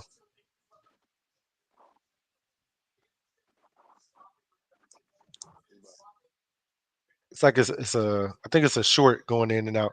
Hey man, sometimes yep. Look, Fuck it. there you go. We go. Hey, We go with the wires, we gonna thug it out. bruh. I'm about to get a whole new board now because this motherfucker is tripping. Broadcast. Like microphone just said, "Fuck it, I quit." But nah, man, like just these trades and stuff and everything with the NBA, and then moving on into the other stuff. The one final thing I'll say about those trades in the NBA that I wanted to get off was just that just because you hear of something from you hear of something, it doesn't mean that trade is going to happen. It doesn't mean that's how that trade is going to happen. It don't mean that's what that trade is going to look like. What we try to do here is kind of give you a little bit different perspective, but also kind of give you a little bit of realism as well. And it's like a lot of the times people hear about a trade, they say, "Oh, this trade is going to happen." And I say, "Well, how did you know? Who said it?" And then when I look at the account that it came from, I'm like, okay, I can't trust that. I need to know for real, what does this say and what is this going to look like? And you're only going to get that from a select few accounts as far as confirmation that, yes, this is going to happen. And be careful with words like could be or possibly or rumored or sources say or something like that, especially from accounts that you don't know, that you don't trust. Just be on the lookout for that kind of thing. But anyway, like the Gatorade debate. Mm. I saw somebody post a picture of the OG glass bottle. So Right. I'm a young old guy. I've never seen the glass bottle. What? I've never not Gatorade. I've seen Coke. Bruh. I've seen Pepsi. Like I've seen all that old glass bottle stuff. Bruh. I've never seen a Gator. Now I gotta look it up. Move this motherfucker out the way. Bruh, let me tell you something. Oh, I thought you had one. I thought you was about to pull out. I'm about to say, hold on. Now. No. But let me tell you, basically what it is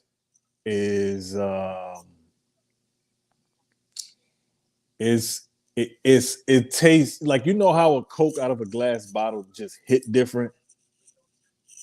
It's the exact same thing with Gatorade. I vividly The exact same thing with Gatorade. I vividly remember this. Vividly. The Gatorade had a much stronger flavor without the extra sugar. Is it like If the I Minute can, Maid thing? You know, how, like the Minute Maid fruit punch tastes different in the carton than it does in like the 2-liter bottle. yes, Is it like that? Okay, yes, very that's like similar, that was like the very best similar. comparison I could think of between those two. Because I'm like, Yes, very similar, very similar. Yes, most definitely. Because what happens is it just has a better flavor to it, you know. And if people were talking about, well, this was my favorite flavor. There was a few of them. I want to say maybe two, or it was at least two or three of them that was in the OG glass bottle that got discontinued before they moved over to the plastic bottles that I had forgotten about. But the OG3, it was orange, it was lemon lime, and it was tropical punch. That was the OG3 in the glass bottles. And so like the last two times I got sick, you know, knock on wood, thank God. Hopefully I don't get sick no time soon. But it's normally around this time of year is why I say that.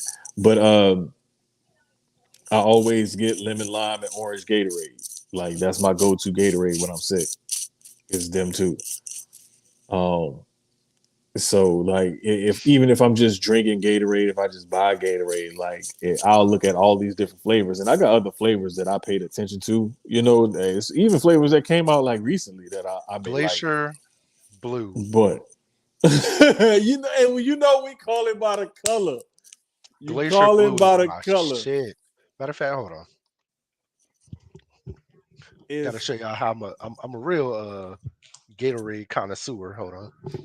That one is good, but it's one it's like a white flavor. I want to Oh, say it's it's a frosted cherry, cherry or glacier something. frosted cherry, but I am a glacier blue guy. Let me tell you, I got Oh yeah, I yeah, buy we make it in the pitches around here. yes, The kids yes, love it. I love it. It's good for them because that way I don't have to give them like Kool-Aid and stuff. And yeah. it still got flavor to it where they like it. But nigga, we drink glacier blue around here. We got I got a pantry full of the bottles. Yeah. The kids like the orange one a lot though. They love the orange. I like glacier blue.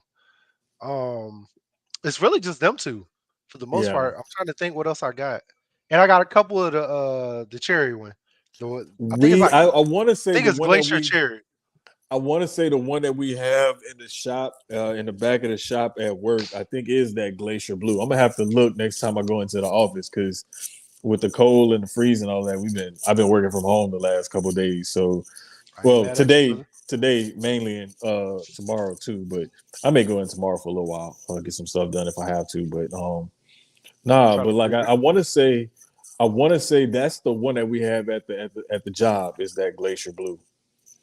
But it was just something else that one of them other debates or whatever that came up on Twitter, and a lot of people remember, a lot of people remember the old school glass bottles and whatnot, and those were like you had to be there. It is one of them things, you know what I'm saying? You just had to be there, but nothing against the newer flavors in the plastic bottles and whatnot, but that glass bottle era of Gatorade, and if we really keeping it a stack, like if you grew up in New Orleans and in the 80s and 90s, and you had 10K from the Kentwood Spring Water Company, they had their own version of Gatorade that they made. That was good.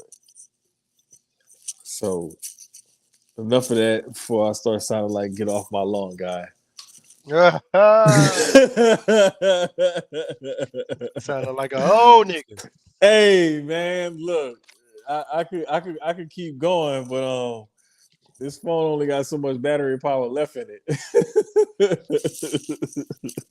You know what's crazy? This might be our shortest episode. It is. And look, we had technical difficulties that actually delayed us. So really, when you edit down, we might be down to about an hour.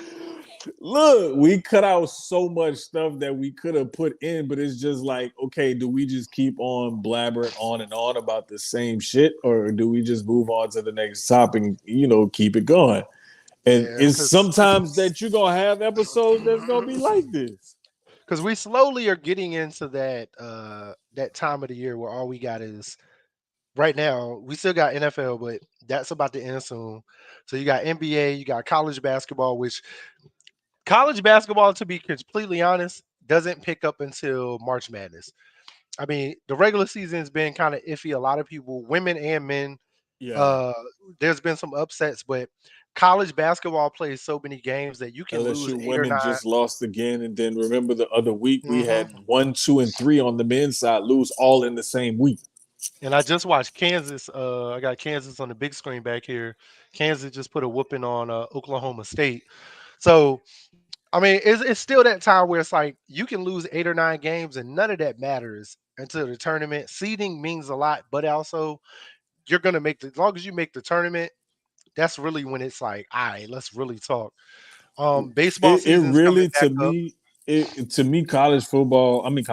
college basketball really pops off in February when you get deep into the conference games and stuff. When it get Yep. down to the nitty gritty and you really like, okay, teams are starting to play each other for that second time, and you got a little bit of a standings going, and you're looking at your positioning heading into the conference tournament and stuff like that. To me, that's when it really starts popping off. Like right now, you starting to see conference play, and it's starting to get a little chippy because that's how you had 1, 2, and 3 lose. But I just think that it's more interesting when you sort of kind of know where teams are going to be heading into their conference tournament, and then also headed to the NCAA tournament. So, like you say, I say early March, late September is when I would say, like, yeah, that's when it's best to I don't know, something weird popped up on the screen. That's when college basketball does its thing. There we go. We got something to work right tonight. But yeah, so we're slowly, and baseball season's coming back around. Soccer's picking back up. As far as internationally, U.S. soccer's not back quite yet, but I'll be tapping into that. Wait, there was the award that Messi The won awards over they Holland again. Well, not just that, but just the awards in general for the let me see. I have it here. I'm gonna pull it up because I thought I bookmarked it, but like it went away on Bleacher Report when I was looking for it. But it was the award. It wasn't the Ballon. It was the. I'm actually on Fabrizio's page right now, scrolling because he posted all of it, but he posted, he's yeah. he's You got also it. been posting so much with the transfer window being open right now. There's been some major coaching changes that have happened. Roma getting De Rossi was crazy. Only because De Rossi being, and I want to bring Ahan in on this one later at some point, um, or do a collab with him and um, Shogun Soccer sit down. But De Rossi getting that Roma job was crazy because he's a rookie coach, Mm-hmm. and normally in most sports that's not a bad thing, but in soccer it can be to a certain extent, especially going to bigger programs or like going to a bigger program or a bigger team as a rookie coach is like, huh. Or a newer coach. He's not a rookie. He's a Mm-hmm. newer coach with not a lot of coaching experience behind him. Yeah. Roma is a place where AS Roma can get really, really nasty. That's why the current coach or the former coach was let go. It can get very dangerous and very nasty. If you're listening and you know about international soccer outside of the U.S., because we're bigger on football, basketball, baseball, soccer probably is like right behind them, but it might be something else in front of that, Yeah. to be It honest. also says Jose Mourinho is once again a free agent. Yep. That just came out a few hours, or another picture or whatever came out a few hours ago. But I'm trying to scroll and look through for that. Where is it? I know I'm here I because I'm can't at find. I'm at the DeRossi stuff now. Let me see. Let's see, so I can get the auto. Up here we go. Oh, FIFA's best men's player. I just got to it too. Yeah. I saw a cartoon. I found the cartoon Yeah. before I found the actual announcement. Yeah. Messi won the best FIFA men's player of 2023. Mbappe and Holland were the other finalists. Who But else it's the won? way he won it, though. They were virtually tied, and Messi got it by some tiebreaker because they both ended up with 48 points. Mm-hmm. Which That, I that figured the three of them would be. I mean, when you look at it, Messi, Mbappe, and Holland have pretty much been it the last couple years. Like, and I'll even put Harry Kane in there now because mm-hmm. that move to Bayern Munich, and he's been turning the fuck up in Bayern, like setting records in Bayern. I love Harry Yep. Kane. Like he does good work. Ederson won men's goalkeeper of 2023. Um, Let me see if they got any of the other ones. The coach was hold on, I'll get to the coach in a second. All right, so FIFA's team of the year for 2023 was Messi, Haaland, Mbappe, Vinicius Jr., De Bruyne, Silva, Bellingham, which is dope. Because him and Mbappe and Vinicius and Haaland being so young, making this team again. Stones, Walker, Diaz, and Cordius at goalie.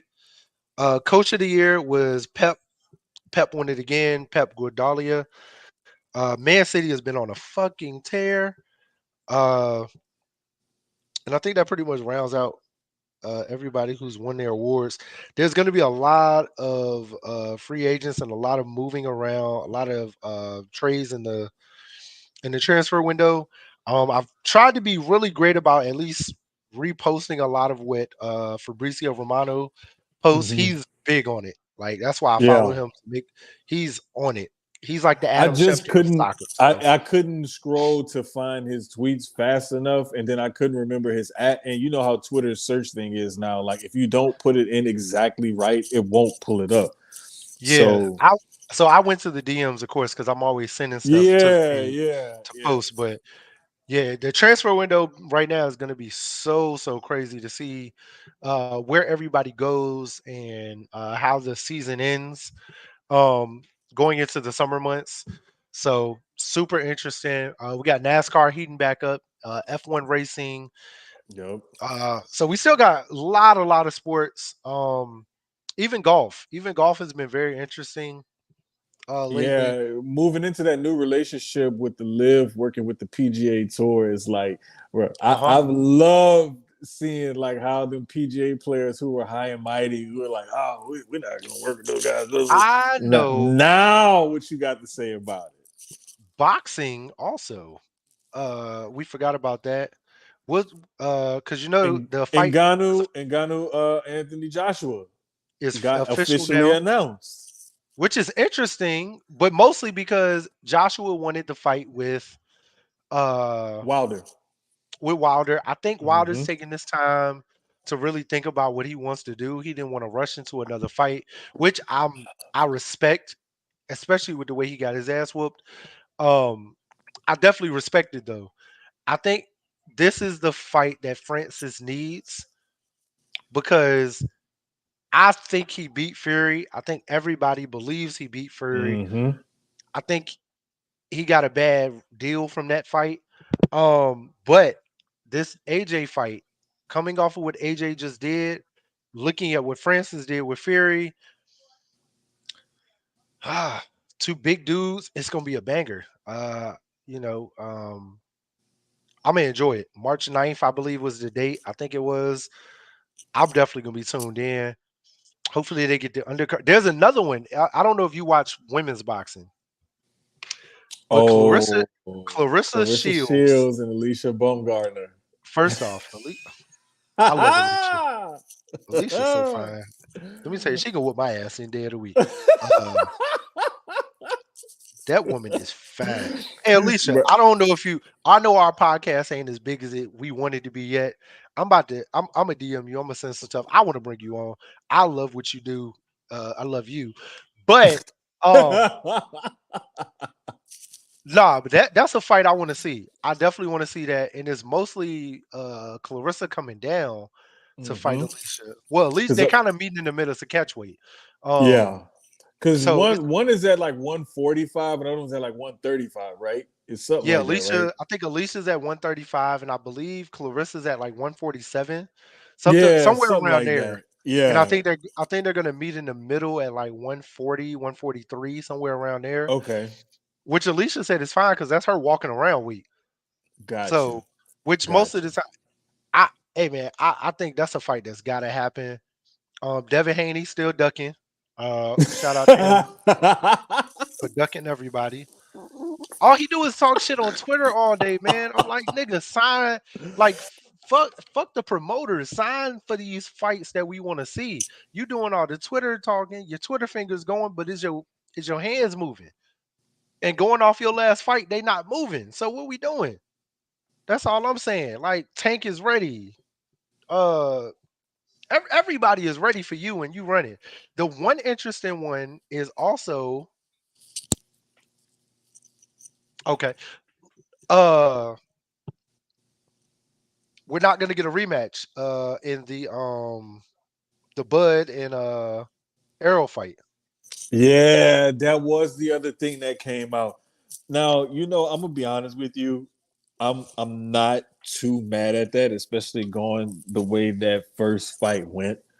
Um, I'm not really upset with that at all. I would rather see Errol Spence if he does get back in the ring. I want to see him be able to get back in the ring and handle himself accordingly before I say, okay, yes, I want to see him move on and do bigger and better fights because he looked that bad in that fight.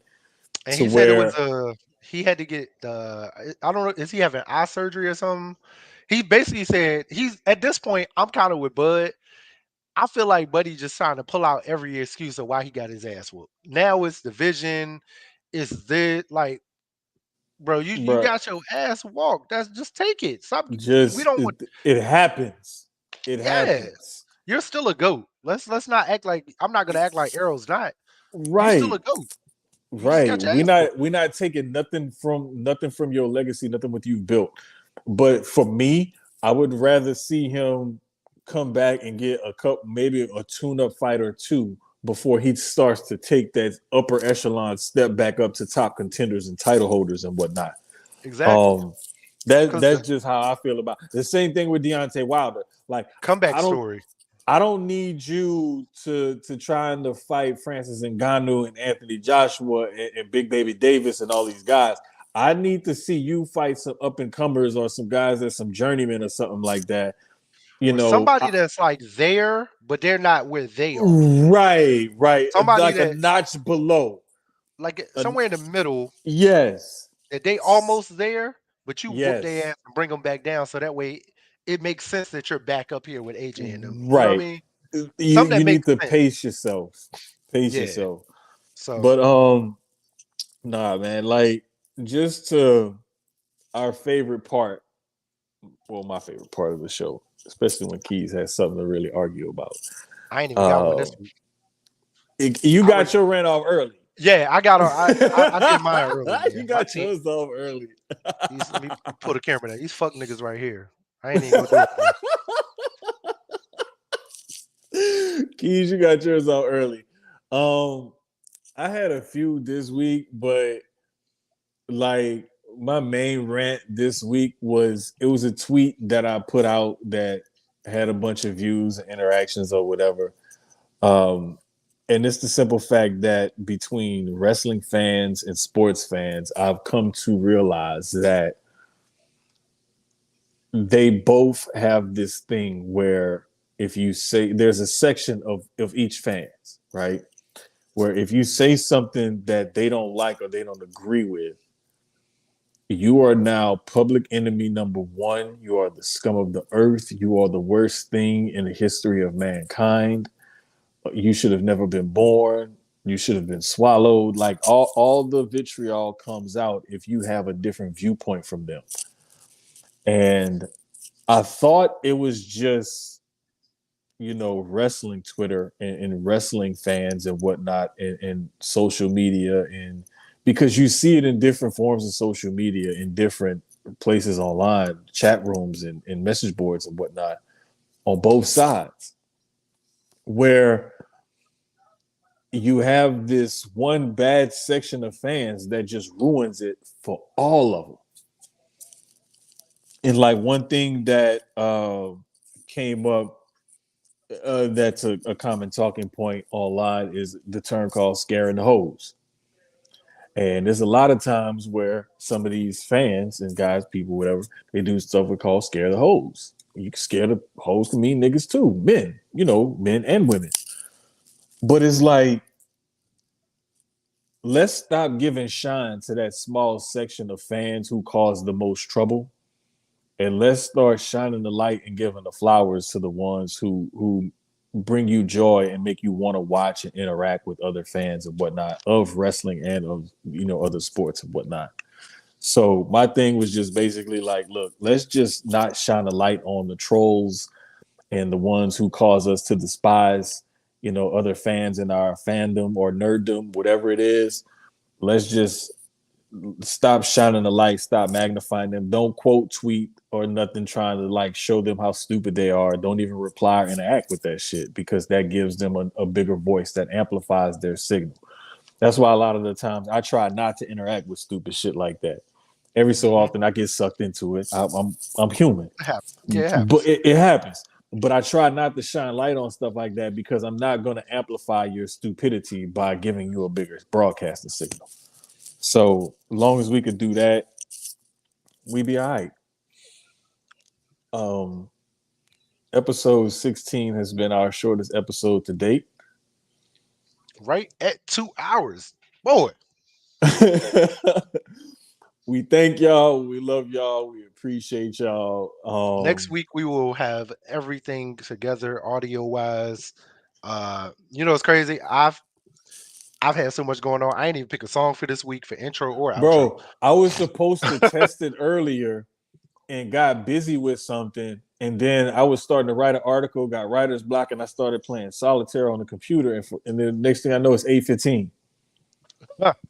And that's what happened. Straight the fuck up. That's why we had so many technical difficulties. So we'll get it together next week. But Definitely.